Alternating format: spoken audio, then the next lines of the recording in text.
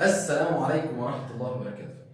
النهارده معاكم في حلقة جديدة طلبها مني احد المتابعين ان يكون في دايرة على موتور واحد، والموتور دوت يكون شغال على 2 ليميت سويتش. يعني لو هنفترض ان مثلا في حاجة بتاخد فترة زمنية عشان تعمل شغل بطول معين، فهو محتاج يكون في 2 ليميت سويتش رايح جاي على الحاجة ديت لحد ما تتم شغلها. جميل؟ فاحنا هنعمل الدايره ديت باقل التكلفه وكلاسيك كنترول، وخلينا نبدا ونشوف هنعملها ازاي مع بعض.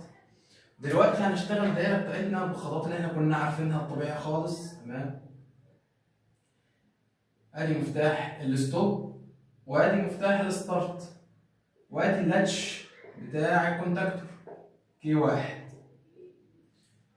وادي كونتاكتور كي واحد، وادي النيوترال. حلو كده، انا دوست ستارت شغلت الكونتاكتور بتاعي الاولاني. جميل.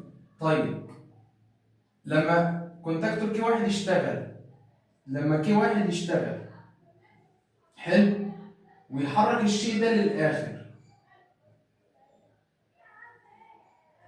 انا محتاج كونتاكتور كي 2 يشتغل وكي واحد يفصل. طب هعمل كده ازاي؟ فانا هحكم دوت بليميت سويتش هنا وبليميت سويتش هنا. جميل. اصبح الشيء دوت اللي هيتحرك على السير او ايا كان لما يجي كده للاخر هيخبط ليميت سويتش واحد. حلو. ليميت سويتش واحد دي المفروض تفصل كونتاكتور واحد وتشغل اتنين عشان ترجع للبدايه تاني، ويجي ليميت سويتش اتنين هنا فاصل كونتاكتور اتنين ومشغل كونتاكتور واحد. خلينا نعمل التاسكات ديت زي ما احنا متعودين. انا دلوقتي شغلت لتش على نفسه كونتاكتور كي واحد، المفروض بعدها يفضل شغال لحد ما يوصل للنهايه ويلتش لي على ويلقط الليميت سويتش رقم واحد. الليميت سويتش واحد، ليميت سويتش لما تشتغل هتشغل الكونتاكتور فلازم يبقى في لاتش على الكونتاكتور كي 2. ادي الكونتاكتور كي 2. جميل. انا دوست ستارت شغلت كي واحد، كي واحد اشتغل لحد ما لمس وصل للسويتش ليميت سويتش 2 واحد، لتش على كونتاكتور 2، كونتاكتور 2 اشتغل. طيب انا كده محتاج برضه كونتاكتور واحد يفصل، كده كونتاكتور واحد ما فصلش. طب عشان افصل كونتاكتور واحد يبقى انا محتاج نقطه من ليميت سويتش واحد نورمالي كلوز،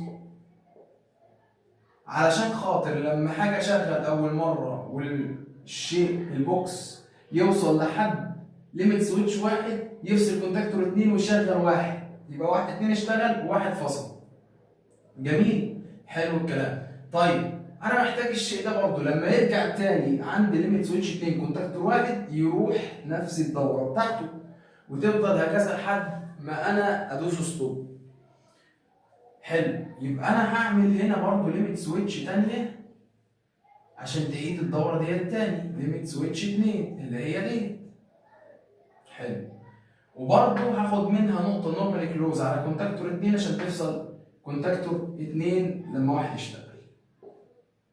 ادي ليميت سويتش كام 2. اصبح انا هنا في التاسكايه بتاعتي حلو، ده الستوب وده الستارت. دوست ستارت ما طلعتش على نفسه اشتغل. حلو. كونتاكتور واحد شغال، ودوت كده ماشي اتجاه اليمين، ماشي ماشي ماشي ماشي ماشي ماشي، وصل لحد ليميت سويتش هنا. قطع الليميت سويتش ايه؟ واحد. ليميت سويتش واحد اشتغلت، ليميت سويتش واحد اشتغلت، هتفصل هنا كونتاكتور واحد وتشتغل مع كونتاكتور 2. حلو. يبقى المطلوب بعد كده هيرجع البوكس اللي فوق يمشي كده، يفضل يمشي يمشي يمشي يمشي لحد ما يصطدم بليميت سويتش 2، فيضطر ليميت سويتش 2 يفصل ليميت سويتش، يفصل كونتاكتور 2 ويرجع يلتش على واحد تاني وواحد يشتغل. التاسكية بسيطة ومفيدة. حلو. فكرة بدل ما اعمل دايرة دي للسي، او لو ما عنديش وعايز اعمل حاجة بأقل التكاليف هشتغل دايرة زي ديت ب2 ليميت سويتش و2 كونتاكتور على موتور واحد. اتمنى يكون الشرح بسيط ومفيد، وما تنساش تدعمني بلايك ومتابعه، ويلا بينا نكمل بقيه الشرح عملي زي ما احنا متعودين. السلام عليكم ورحمة الله وبركاته. النهاردة معاكم في حلقة جديدة. هنا التاسكية بتاعتنا بتاعت الليميت سويتش.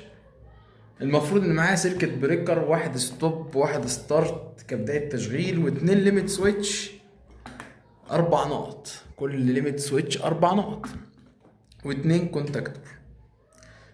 جميل، والاوكسيلري بتاعهم. هنيجي نرفع السيركت بريكر وندوس ستارت.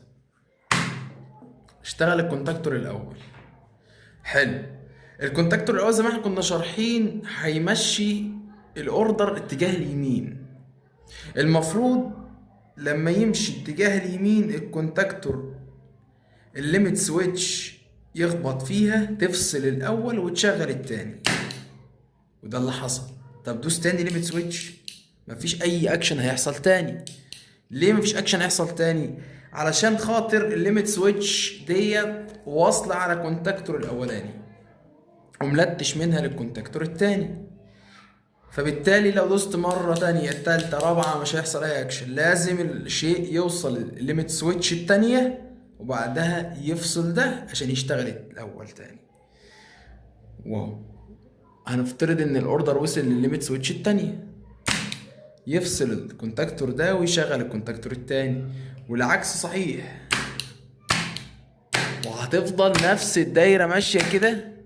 تمام، مش هتفصل. طب انا دلوقتي محتاج اوقف كونتاكتور من الاتنين دول. عشان اوقف الكونتاكتور لازم ارجع ادوس على الستوب بتاعي، وكده بقى وقفت.